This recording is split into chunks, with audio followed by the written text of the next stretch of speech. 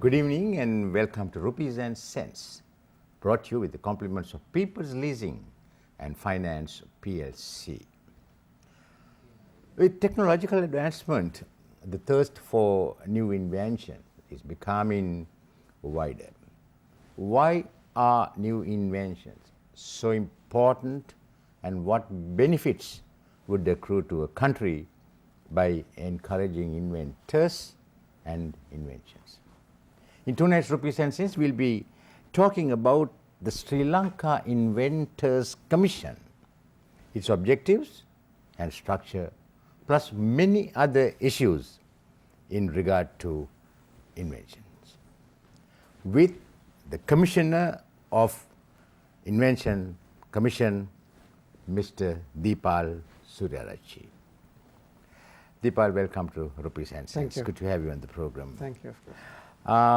Tell us, to begin with, when was the Sri Lanka Inventors Commission was established, and there would have been some reasons as to why there was a necessity to set up such a commission.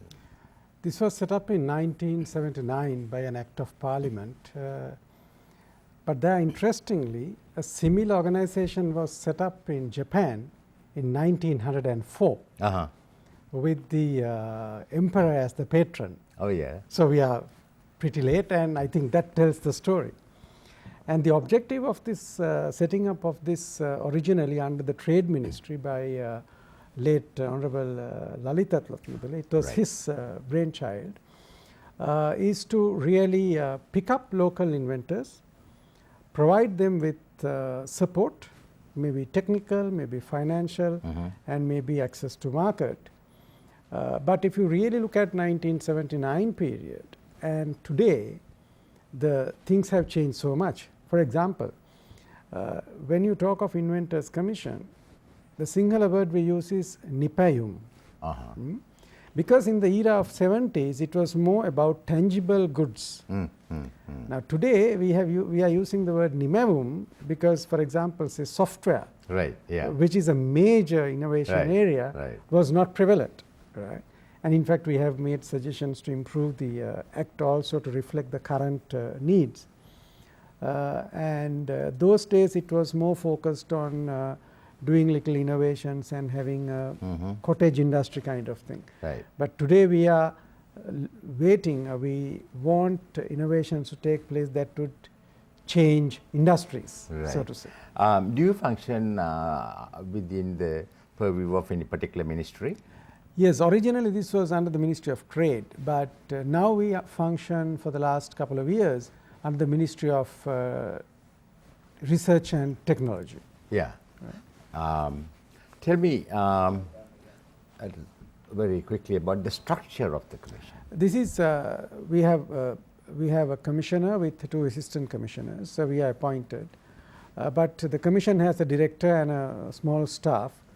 We are a very small organization with very limited staff. Our total staff strength is below 20, and although organization wise small, I think the function and the possibilities to do things is quite broad. What is the difference between an invention and an innovation? Thank you for asking that question, because that is a question most people ask. Yeah. Invention is finding a technological solution for the first time. Right. But innovation is making it into the market and you can make money. For example, it was Daimler-Benz who invented the motor car. But you know who reigns the global car market? It is the Japanese. Now what have they done? They have made it more appealing to people. Right? If you take a Japanese car, you find so many little gadgets, so to say, that makes it very appealing. Right? That is what you call innovation. So inventions are coming mostly from very research-based things, but the innovation is a combination. And innovation, another thing happens, they bring in things that normally do not seem to be together. For example, take today's mobile phone. Right. Now, 20 years ago, you and I would have never imagined a telephone will be doubling up as a camera. That's right. Right. Yeah. So you bring a camera into a phone, right? So it's an innovation. Camera was already there, Right. mobile phone was there, but somebody put it together. That's a good example for an innovation. Right. Is the Commission making any effort to encourage the younger generation, particularly the students, to come up with new inventions? Because I personally think that it's good to start this at school level. Actually, if you really look at this innovative capability is a skill. And they are like, the inventors are like artists. They see things that we don't see. They question why it shouldn't be, right? And one of our major programs is our school program, along with the Education Ministry. And Education Ministry compels every school with an A-level class to have an inventors club in the school. And we encourage them to have school level competitions, and then we have regional level and zonal level. And we just completed the zonal competitions, and they are being brought to the final national exhibition. And with ITN itself, we ran a 30 episode reality show where inventors got together and solved problems.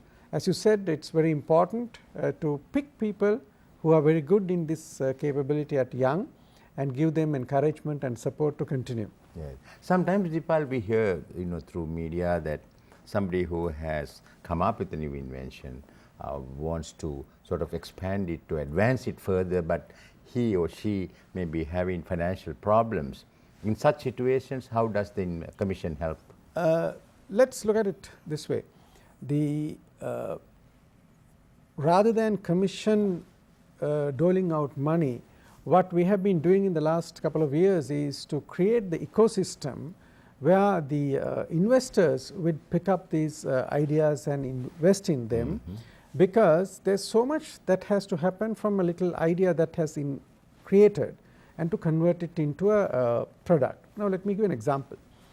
Once a boy invented a product which is where you can put liquid soap, and as if like you're rubbing with a tablet of soap, so the liquid comes out and there's a little cloth wrapper around it so that you can use it very comfortably. So it's an interesting product. Now supposing you take it to a manufacturer or a person who is in the soap industry, he will have to think, okay, how will this fit into my present production line? How many, what are the things that I need to make, the molds and technologies and things like that? And how many such units can I sell, right? How long will I take to recover my investment? Now those are the kind of tough questions the investors will ask. So simply because you developed a very interesting product is not part of the solution. It's only about, I would say about 40%. 60% is this balance part, how to make it commercial. So sometimes, although you see some inventions are very interesting, when you go through this commercialization process, it doesn't make business sense for somebody to put money. But what we are trying to do is exposing these people more and more to the private sector, the investors, so that they will begin to pick these people on two areas. One is from the products they develop itself. Secondly, we have been encouraging private sector companies to contact these people, because these are people who think outside the box and to solve their technological problems. How does an inventor protect his or her rights of the invention, patenting or patenting? Yeah, that's a major step an inventor has to take, and this is facilitated by the National Intellectual Property Office, which is linked to the Global World Intellectual Property Office. And it's a long process, right? It's like a title deed for your land, which demarcates what are the boundaries. So similarly, a patent is a document which describes what are the key features of this invention. And but to get the patent, you have to disclose everything about what you Right. have done. Uh-huh. Now, because you disclose it to the public, in return, government gives you the proprietary right for that knowledge to be used commercially. That is what a patent is. Yeah. Right. Now, when you disclose it into the public, that knowledge is available for others to research further on and improve. Right, right. So, if you do not continue to improve on what your own invention, there will be others who will be working on it. Right. Right. So, it's like while it is protection, but you need to know. If you don't want to disclose, then of course you can keep it as a trade secret. Trade secret. Like people say Coca-Cola, they never published their formula. So, it's a secret. But after 10 years, wouldn't that become public property? After 10 years, I'm not an The expert. patenting? It expires. Yeah. Right. Now, there are a lot of, but in Sri Lanka, now then to give the patent, the important thing is the patent office has to do research. And right. find out whether there is anybody else in the. had already. So that's why sometimes these patents take very long Right. time. Yeah. As much as 2 years or more. It can be, yeah, depending on the Right. field. Yeah, that allows the others to see whether there has been a similar invention or Yes. whether you have copied from somebody else and modified or expanded. Exactly, Yeah. yeah. Okay, Deepal, we're going to take a short break. We'll be right back soon after this message from our sponsor. So please stay tuned.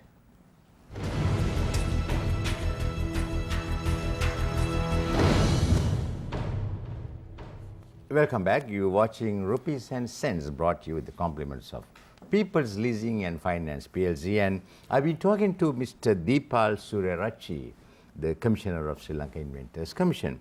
Deepal, where do we stand? Where does Sri Lanka stand where global inventions are concerned? There is this Global Innovation Index which is published annually looking at various factors. Yeah. And on that, we don't obviously stand very high. We are on a rank of 98 out of 120 odd countries. On one area we seem to be doing well, that is innovation efficiency. So, with the limited number of things we do, we seem to be getting into patents and things like that. But there are these where we stand, if you look at the number of patents we apply and issue, that's a good indicator. And we are not very high. For example, I think last year it was less than 50 inventions that was issued, right? This is not the number applied. Right. And this effect, the result is so many factors. For example, education. How prevalent the science education in the country. As you know, when it comes to advanced level science, we are not very high. Then the exposure. What do people get to see, experience and things like that is another part of it. Secondly, the economic aspects. When the economy is thriving well, the inventions tend to be more high tech. Thirdly, the empathy of people, which I call 3 E's: economy, empathy and education exposure. Empathy means how does, whether there is a ecosystem which supports inventions. Now, for example, in US, if you are in the Silicon Valley, you have an idea, you go to somebody, there will be people, Right. okay, why don't you try this out? And we don't have such a angel investment ecosystem yet. There is a small initiative by Lanka Angel Network and a few others. So, it's still in the, I would say, a small scale. Right. That's an important aspect. So all these things should put together. And for example, universities where the real innovations take place, a lot of Sri Lankan students after the graduation, they drop their projects and get into employment. Right. Now, if corporates come and say, okay, you continue your experiment and then help them to go with the project into a commercialization, I think that will spur more innovations in the country. Right, and will encourage more inventors. Exactly. Yeah.